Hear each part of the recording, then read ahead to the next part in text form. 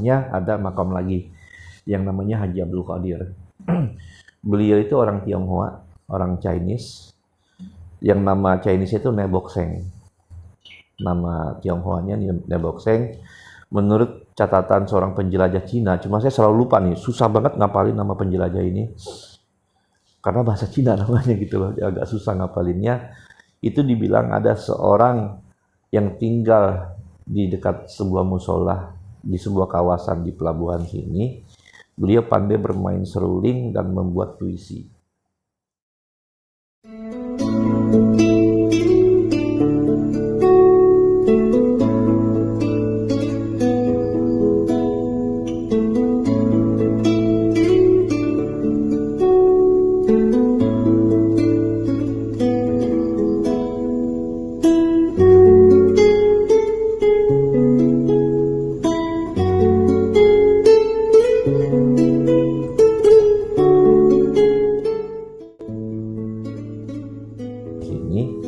Beliau pandai bermain seruling dan membuat puisi, bernama Nebokseng.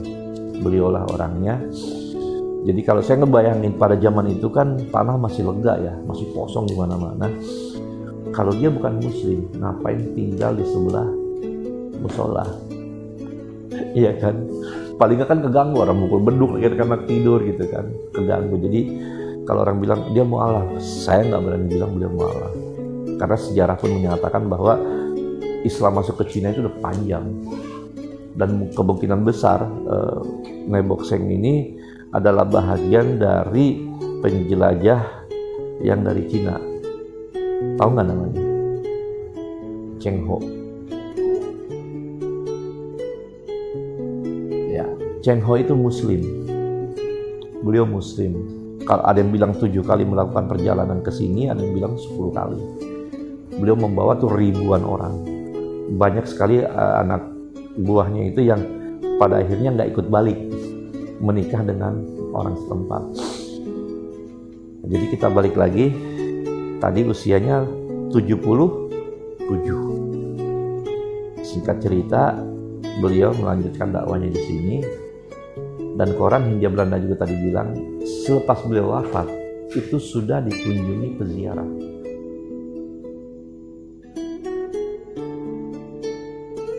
Nah, wafatnya kenapa saya nggak tahu. Tapi dibilang beliau wafat kan 1756. Saya juga pernah baca bilang nggak 1756, 1786 apa 96. Saya belum tahu yang mana yang valid ya, tapi untuk sementara yang kita pegang 1756 sesuai dengan yang tertera di makom tadi. Nah, di saat beliau wafat terjadi yang merubah nama semuanya nih. Kampung ini dulu namanya Kampung Baru.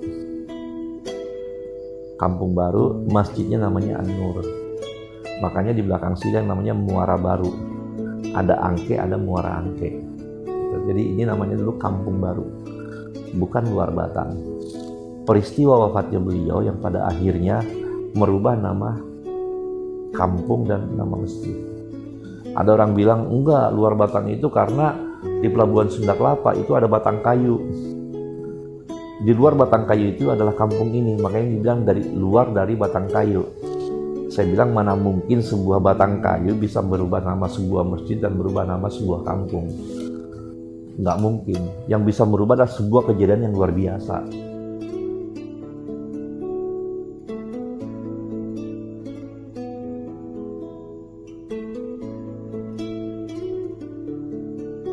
Nah, jadi pada waktu beliau wafat, berkali-kali dibawa ke pemakaman. Tapi setiap sampai di pemakaman, jenazah beliau nggak ada. Balik lagi ke rumah beliau, jenazahnya ada di situ.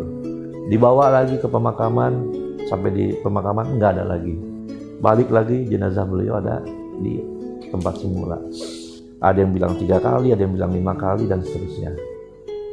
Nah, orang banyak bilang itu pemakamannya di Tanah Abang. Saya kemarin nantang orang karena dia berpendapat Tanah Abang. Sekarang kamu berdua bawa keranda dari sini ke Tanah Abang dengan kondisi jalan yang udah bagus. Bayangin Tanah Abang pada masa itu ya, masih mungkin ketemu macan di jalan kan, gitu loh. Ketemu babi hutan gitu kan. Bisa nggak 3 kali balik dari sini ke Tanah Abang?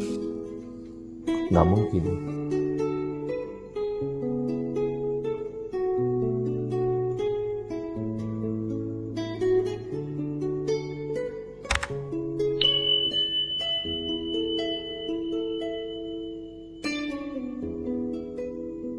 Nah, banyak orang lupa, pemerintah Hindia Belanda itu ada satu lahan di daerah Bandenang, itu namanya Kubur Koja. Tahun 1700-an, pemerintah Hindia Belanda memang menyiapkan satu pemakaman namanya Kubur Koja.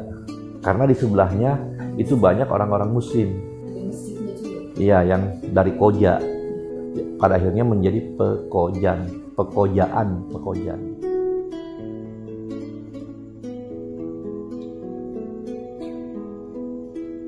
Kalau dimakamkannya di Kubur Koja, itu masuk akal. Karena pada masa saya kecil itu memang ada kali gede. Ini kalau masuk Luar Batang ada kali nih. Kalinya lurus ke sana, baru belok ke kanan. Nah, itu jaraknya paling jauh cuma 1,5 kilo di atas sungai. Zaman itu mungkin kan pakai eretan atau pakai sampan ya. Itu untuk balik 3 kali atau lebih dari 3 kali lebih masuk akal. Karena jaraknya nggak jauh. Dan ditempuhnya pun pakai sungai. Makanya saya selalu bantah orang bilang enggak dimakamkannya di Tanah Abang. Coba pelajarin deh, pada zaman itu Tanah Abang udah jadi pemakaman belum?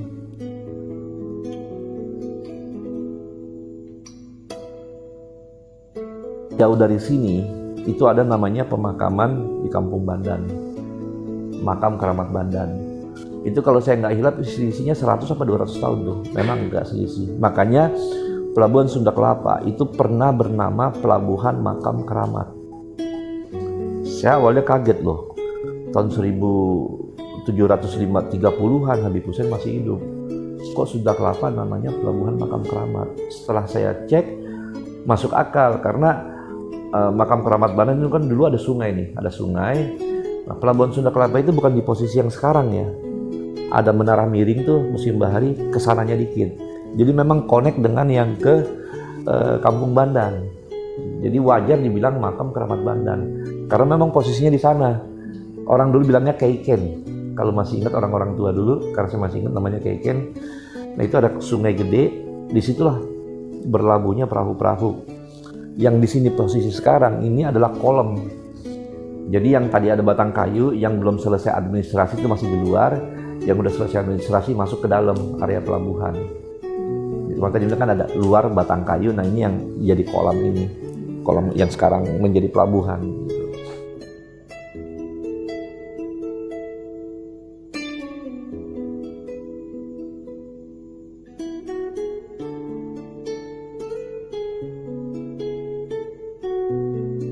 Saya menghindari karomah itu benar, tapi saya menghindari bahasan karomah, karena karomah itu buat saya bonus.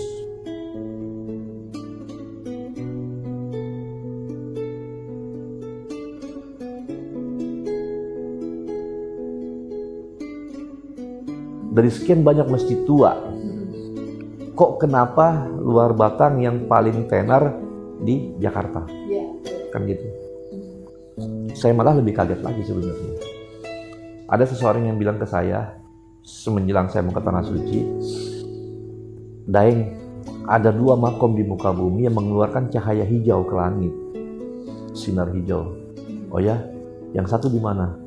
Yang antum mau datengin? Oh, makam Rasulullah, iya. Yang kedua di mana? Yang antum sekarang lagi mengabdi. Bener enggaknya walau alam nih, karena saya kan nggak bisa ngelihat. Jadi dibilang ada 2 makam di muka bumi yang mengeluarkan cahaya hijau ke langit. Di sini sama di makam Rasulullah. Apakah itu benar atau tidak? Saya nggak tahu.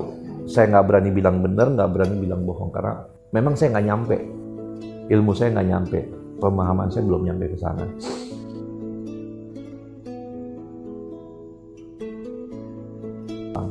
Habib Hussein adalah keturunan Rasulullah. Artinya dakwah yang beliau sampaikan adalah dakwah seperti Rasulullah sampaikan. Nggak mungkin didiskon kan, nggak mungkin dikurangin atau ditambahin.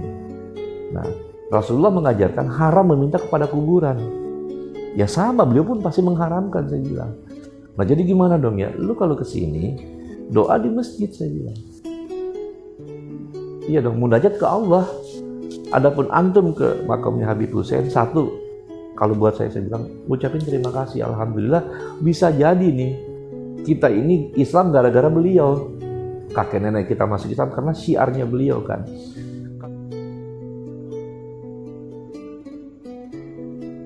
Ibadah apa sih yang beliau lakukan? Zikir apa sih yang beliau baca? Dan seterusnya. Kemudian hablum minan nasnya kayak apa sih beliau? Hablum minallahnya kayak apa sih beliau?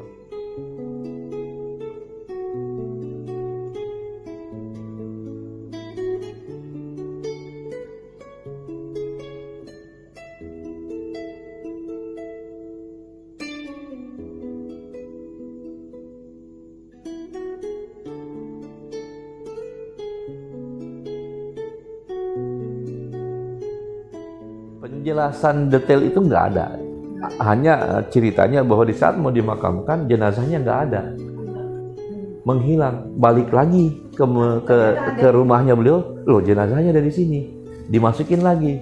Tapi nggak usah, kalau kita menggotong keranda kan kalau aja jenazahnya berat, si pengusungnya merasa berat. Itu yang tidak ada catatan. Andaikan saya bisa balik ke zaman itu, saya mau tanyain sama saya.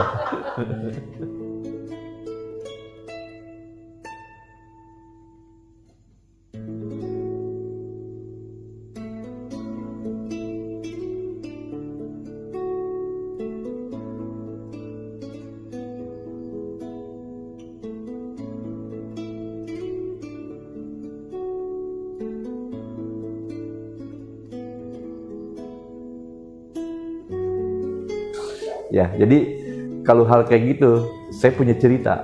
Itu kakek cerita, almarhum Nenek Ida mungkin kenal. Nenek Ida cerita, itu pernah ngomong, nah, kayak Haji Abdul Fattah, kalau meninggal, insya Allah jenazah saya nggak akan lama di liang lahat. Karena ingat itu, dia bilang, saya angkat dikit papan, tangan saya masuk, megang. Yang ada cuma kain, dia bilang, jenazahnya nggak ada.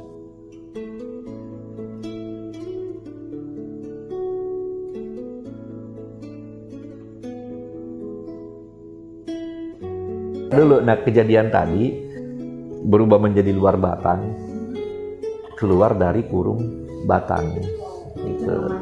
Luar batang. Jadi orang sini keranda itu bilangnya kurung batang, keluar dari kurung batang, itu.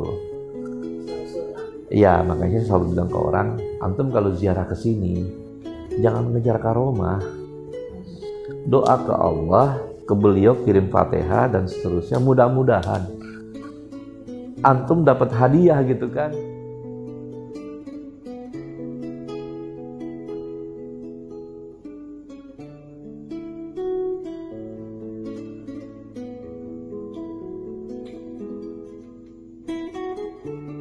Islam sudah masuk dan yang namanya di situ ada pelabuhan Sunda Kelapa yang dulu namanya Pelabuhan Makam Keramat, kemudian Pelabuhan Japati, makanya ada Kampung Japat. Pelabuhan Japati dan pada akhirnya menjadi Labuhan Kalapa. Jadi kalau bicara Sunda Kelapa, ini kawasan Jakarta sekarang nih istilahnya. Kalau pelabuhannya sendiri itu namanya Labuhan Kalapa. Makanya saya agak sedih namanya Pelabuhan Sunda Kelapa, karena Sunda Kelapa itu adalah Jakarta. Gitu loh. Jadi kalau mau benar itu namanya Labuhan Kalapa. Kalapa itu bukan kelapa. Dalam bahasa Sunda kuno, Kalapa itu artinya bandar. Bandar, pusat perdagangan. Gitu.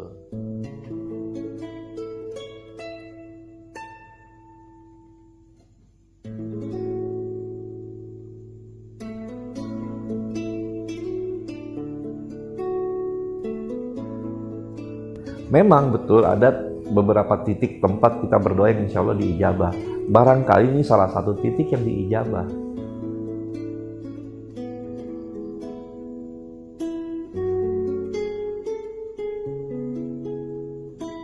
Makanya saya selalu bilang, lurusin niat, datang ke sini, jangan ngejar ABCD, ya kan? Pasang niat yang benar karena Allah, datang ke sini, segala macam, yang munajat ke Allah. Persoalan antum apa?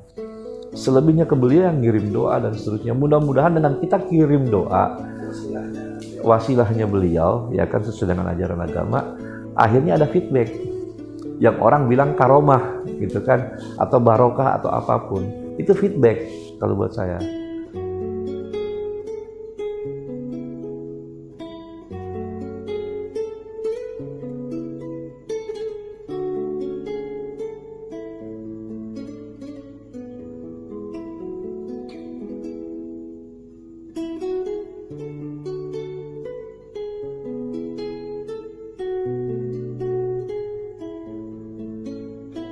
Ketika namanya mau membuat peletakan masjid musola Kuningan itu gitu loh, itu dulu guru almarhum itu katanya kayak melemparkan sorban dari arah posisi letaknya dia tuh di Masjid Al Mubarok kayak gitu. Dan dia ngelempar sorbannya dia itu sampai ke sini